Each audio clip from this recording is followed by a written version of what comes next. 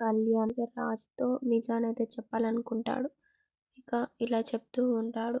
Report చూసి doctor ఒక విషయం చెప్పారని చెప్తాడు. ఇక రాజు ఉండి ఏం ప్రాబ్లం అని అడుగుతాడు.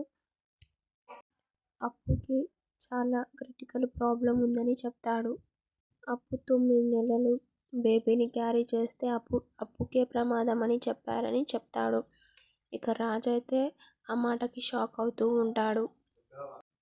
ఇక కళ్యాణ్ ఉండి నా పరిస్థితిలో నువ్వు ఉంటే ఏం చేస్తావని రాజునైతే ప్రశ్నిస్తూ ఉంటాడు. ఇక రాజు ఉండి ఇలా అంటూ ఉంటాడు. నేనేం చేస్తాను, అప్పుకి చెప్పి ఎలాగైనా ఒప్పిస్తాను అని అంటూ ఉంటాడు. ఇక కళ్యాణ్ ఉండి అయితే ఒప్పించు అన్నయ్య అని అడుగుతూ ఉంటాడు. ఇక రాజు ఉండి నేనెలా ఒప్పిస్తాను రా అని అంటూ ఉంటాడు. ప్రాబ్లం వచ్చింది అప్పుకి కాదన్నయ్య, వదినకని చెప్తాడు. ఇంకా ఆ మాటకైతే రాజు అయితే షాక్ అవుతూ ఉంటాడు. ఇక కావ్య అందరితో సంతోషంగా నవ్వుతూ ఉంటుంది.